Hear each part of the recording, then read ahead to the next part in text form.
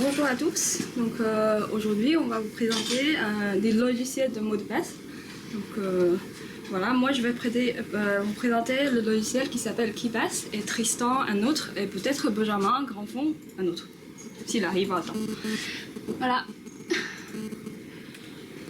Donc ça vous arrive souvent de voir ce message, mot de passe incorrect, vous en avez marre. Pour des raisons, peut-être vous avez oublié vos mots de passe et que vous avez trop de comptes peut-être sur Facebook, Twitter, LinkedIn par exemple. Et aussi, chaque site a ses exigences différentes, lettres majuscules, minuscules, chiffres ou pas, et caractères spéciaux par exemple. Donc, à force de faire ce gymnastique mentale, donc vous n'arrivez plus à souvenir vos mots de passe. Voilà. Donc le résultat, c'est une perte de temps forcément et vos ordinateurs sont risqués parce que vous avez tellement envie de le casser. Et aussi quand le moment le plus douloureux c'est suite à plusieurs tentatives, votre compte est bloqué et vous ne pouvez plus y accéder pour avoir des documents importants par exemple. Voilà. Et il y a certains qui disent « Ah oui, j'ai une solution, je n'ai qu'à mettre le même mot de passe partout ». C'est pas bien parce que ça arrive, un de vos comptes se fait pirater et les autres comptes sont en danger. Par exemple, ceux qui ont mis le même mot de passe sur Ashley Madison et leur compte Facebook, par exemple, il est temps de changer votre mot de passe. Donc, voilà, et donc c'est pour ça que je vous présente une bonne solution aujourd'hui. C'est un petit logiciel de gestionnaire de mots de passe qui est recommandé par la CNIL, s'appelle KeePass. Et ça vous permet de gérer tous vos mots de passe avec un seul mot de passe master. Voilà, à partir de cette partie-là, je vais plutôt faire une démonstration que mes slides. Et comme ça, vous verrez en live. Voilà, donc d'abord, on va télécharger KeePass. Donc la version que j'utilise actuellement c'est KeePass 2.3. Donc c'est une version professionnelle, c'est tout à fait gratuit. Et sachant que ça existe en toutes les versions Linux, Windows, Apple aussi, et en smartphone Android et iOS. Voilà, je vous laisse télécharger, hein. Je ne vais pas montrer le téléchargement devant les développeurs. Donc moi je l'ai déjà téléchargé. Mon écran qui est ici. Je vais fermer. Comme ça. Voilà, il ressemble comme ça. Et une fois que vous l'avez téléchargé et installé, vous allez mettre un mot de passe master. C'est le seul mot de passe que vous devez retenir par cœur. Voilà, par contre, si vous oubliez, il n'y aura pas de mot de passe oublié pour reset le password. Voilà. Donc ça vous permet d'avoir accès à tous vos mots de passe, donc, et il doit être moins fiable et assez complexe, quoi. Donc là j'ai mis un mot de passe, mon mot de passe, je sais plus, super. Ça c'est... Non merci, c'est noté nulle part. Super. J'ai pas fait exprès. Non, parce que je... Si, c'est bon.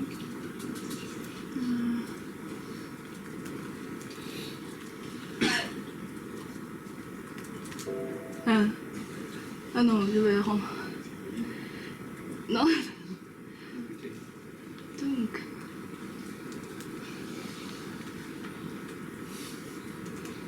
Ah là c'est bon. Voilà, par exemple, là c'est mon... J'ai mis un master, un mot de passe master. Après, voilà. Et une fois vous avez créé le mot de passe master, donc je vous propose de créer il faut faire un nouveau fichier qui sera le fichier de base de tous vos mots de passe. Et moi je le fais sur Google Doc.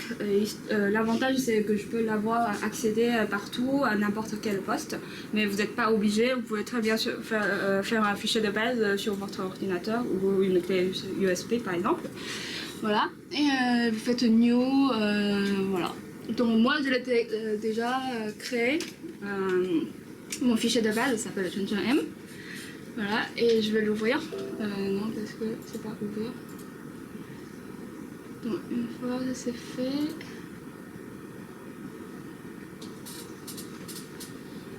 il est là, donc je vais ouvrir avec mon mot de passe clé. Et pour rentrer un nouveau mot de passe, une nouvelle donnée, vous cliquez sur le petite clé en haut, Add Entry, et puis par exemple je fais mon compte GitHub, le titre GitHub, username, je sais c'est center m theodore.fr. Et le mot de passe, soit vous tapez le mot de passe que vous voulez, soit vous faites générer un mot de passe. Donc voilà, pour le faire, je vais plutôt vous montrer la deuxième solution, parce que pour le faire, vous cliquez sur la petite clé à droite, vous faites générer un password, open password générateur. Donc vous pouvez mettre le longueur que vous voulez, 20, 10 par exemple, avec toutes les exigences qui sont demandées par le site. Après vous faites OK. Et donc le KeePass vous génère automatiquement un mot de passe qui est complètement au hasard et assez compliqué. Donc moi là je l'ai déjà fait, donc il y a déjà mon compte GitHub qui est ici. Donc une fois enregistré, vous mettez l'URL de la page de connexion dans le nouveau mot de passe que vous venez de créer. Donc pour se connecter, alors c'est super facile, vous double-cliquez sur le lien de la page de connexion. Là il a un peu de mémoire, c'est pas très bien, je vais l'effacer. Donc, et vous double-cliquez aussi sur le username. Et vous avez 12 secondes pour coller sur la page de connexion. Coller. Et aussi, normalement, vous double-cliquez aussi sur le mot de passe. Et vous le collez ici. Comme ça, vous faites sign in et vous êtes connecté. Il y a un deuxième moyen de le faire. C'est de télécharger l'extension KeePass pour installer dans Google Chrome, par exemple. Donc là, ce que j'utilisais, les extensions, vous verrez ici, donc ça s'appelle Chromebass, c'est le CKP KeePass intégration pour Chrome. Donc une fois vous l'avez fait, donc vous cliquez sur le petit icône KeePass ici sur le Google Chrome. Voilà, il va chercher. Pour la première fois, il faut qu'il cherche la bonne base de données. Une fois vous avez connecté la base de données sur l'extension, donc il va vous demander le mot de passe master à chaque fois. Et donc vous allez rentrer votre mot de passe master. Qui est là.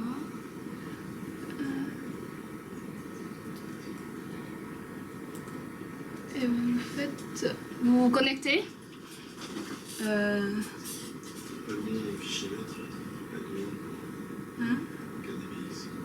Oui, c'est ça que j'ai fait. C'est l'autre? Ah, d'accord, bien vu. Ok, merci. Ah, mais il est dans mes stocks. Ok. Je sais pas pourquoi il veut pas.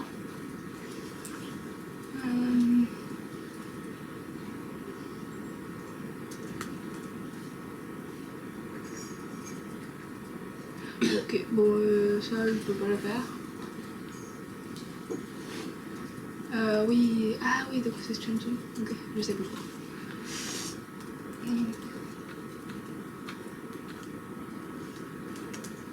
Donc là c'est bon, une fois vous rentrez le bon mot de passe master, donc il propose de remplir automatiquement les informations sur la page de connexion. Vous faites autofill, ok, et là vous pouvez vous connecter par ce moyen aussi.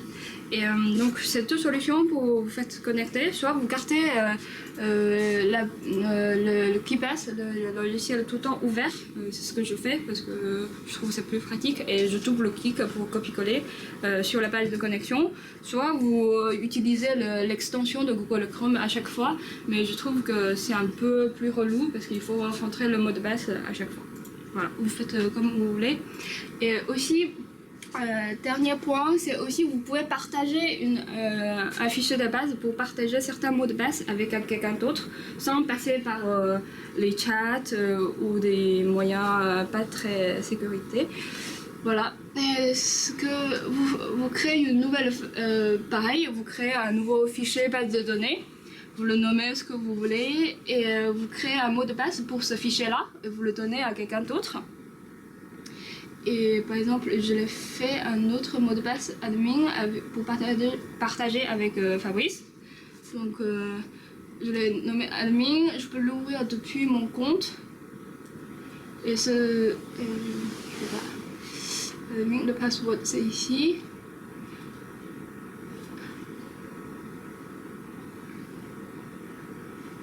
Voilà. Donc là, je peux garder les deux onglets ouverts tout le temps. C'est là les mots de passe que je partage avec Fabrice, par exemple. Il peut y accéder en même temps que moi.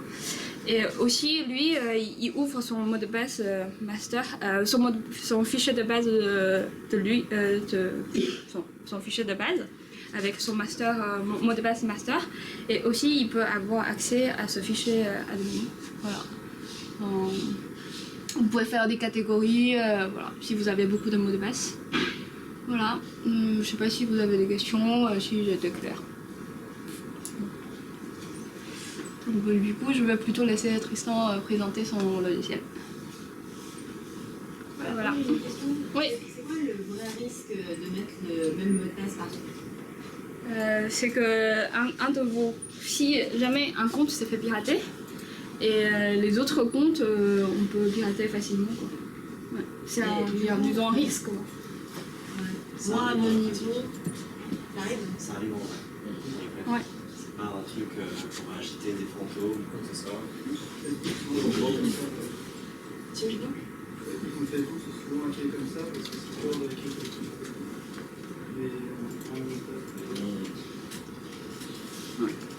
Le problème, c'est que souvent aussi, le mot de passe que vous utilisez partout, votre seul et unique mot de passe, est en plus lui-même pas très sécurisé. Il se trouve qu'il peut être facilement craqué souvent, donc il y a un coût absolument gigantesque, ensuite émotionnel, à devoir changer son mot de passe partout, à retrouver ses comptes piratés. Donc il suffirait d'avoir un password manager.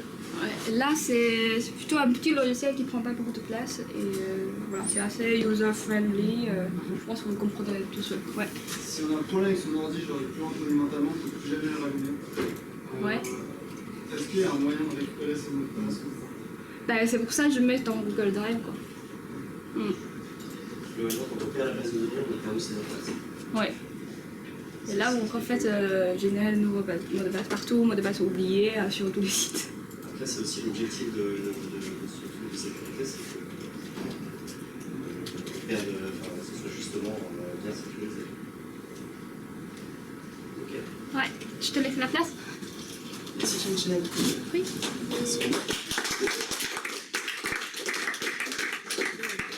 Donc moi aujourd'hui, je vais vous parler de LastPass, qui est un logiciel très similaire à KeePass pour sauvegarder ses mots de passe.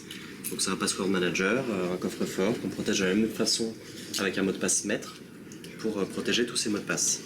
Ce que j'aime dans LastPass par rapport à KeePass, c'est que c'est beaucoup plus simple à utiliser de manière générale, à mettre en place. On ne se pose pas de questions de base de données, des choses comme ça. Je pense que ça peut faire peur à des personnes qui sont peut-être pas complètement tech-friendly. On aime bien avoir des trucs qui marchent directement out of the box. Donc, LastPass, globalement, c'est quelque chose de relativement similaire. Alors ici, j'utilise LastPass sur Chrome. Ici, vous voyez, j'ai une extension. Je me log out de l'extension. Je vais vous montrer de la même façon comment est-ce que je m'en sors. Donc, allons sur GitHub par exemple. Je vais sur le site GitHub. Je vais sign in. Et donc là, ah oui, si j'ai pas activé l'extension en navigation privée, ça va pas beaucoup vous aider.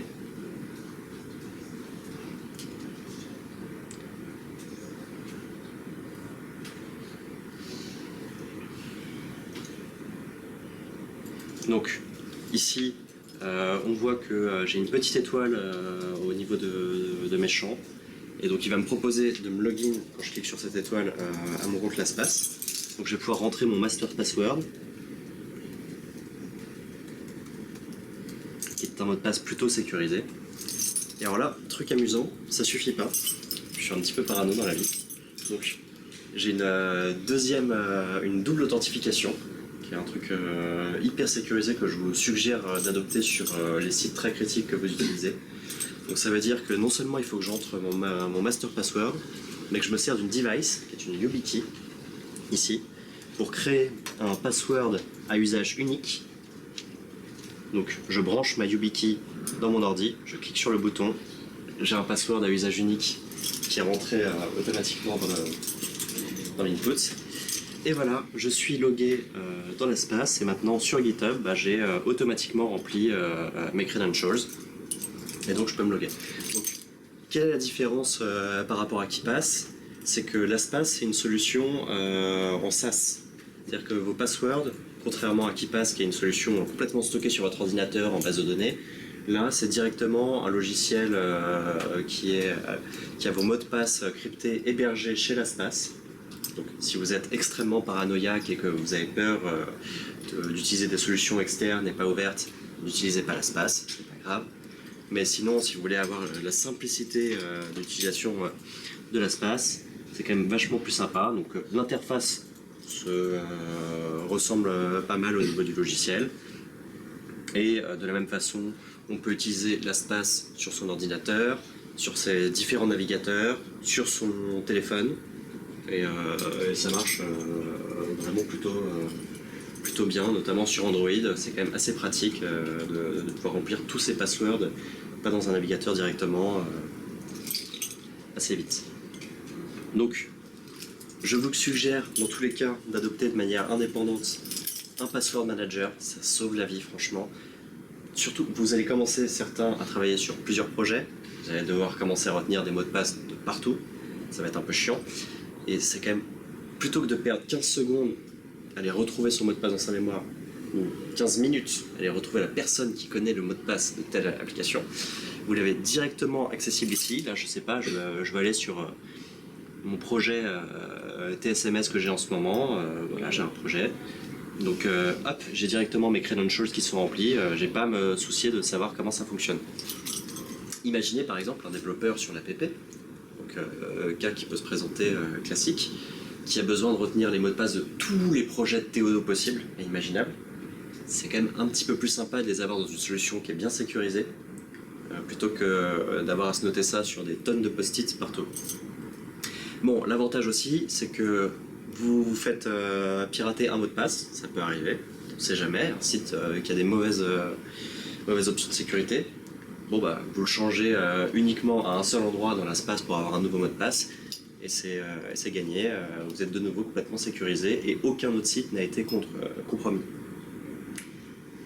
Voilà, alors est-ce que vous avez des questions spécifiques par rapport à l'espace en particulier ou par rapport à la YubiKey, qui est une device qui d'ailleurs, pour ceux que ça intéresse, est aussi compatible avec KeePass, qui peut s'utiliser comme option de double authentification sur KeePass ou sur Gmail directement aussi. Ou sur pas mal d'autres sites, il y a une option pour gérer de la double authentification. Et c'est un procédé qui est globalement quand même assez fiable et plutôt plus fiable que les applications de double authentification disponibles sur mobile, qui ont tendance parfois à pas toujours parfaitement bien marcher. Ouais. Si tu vas chez un ami et que tu veux utiliser son ordinateur, ouais. qu'il avait Chrome, ou alors il y a Chrome mais il n'a pas l'extension, est-ce que c'est... Alors tu peux télécharger l'extension. Est-ce que tu es chez un ami qui ne supporte pas l'extension du tout? Non.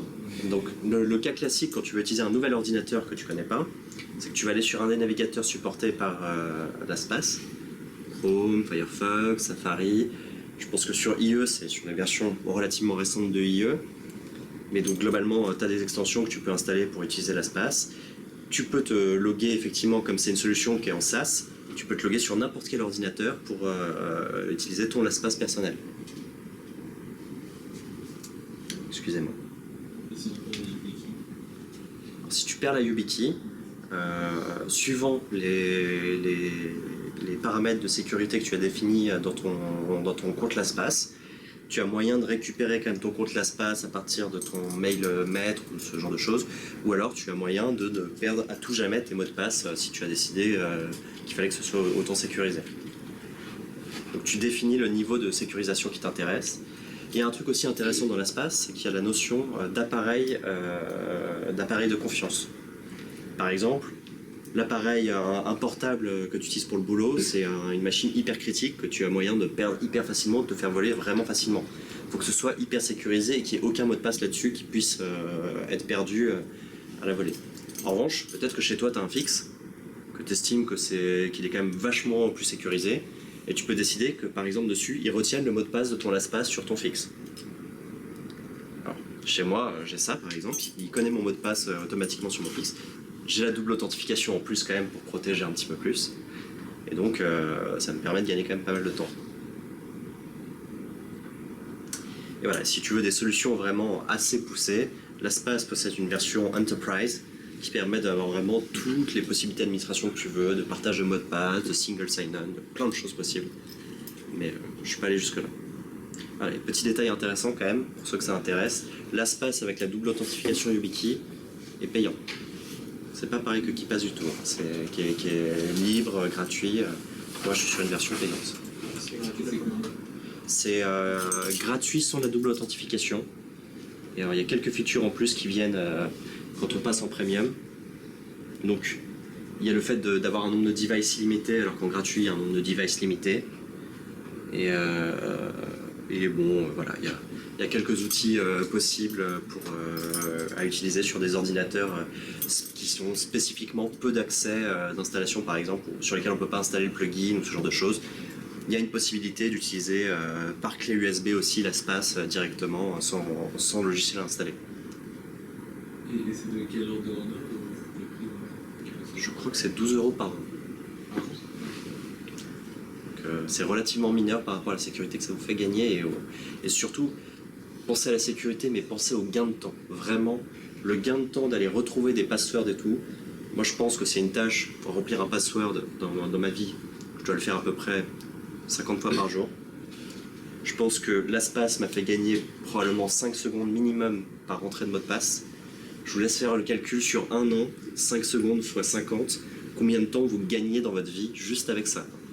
Donc ça vaut ces 12 € largement, ou alors utilisez la solution KeePass qui fait strictement la même chose.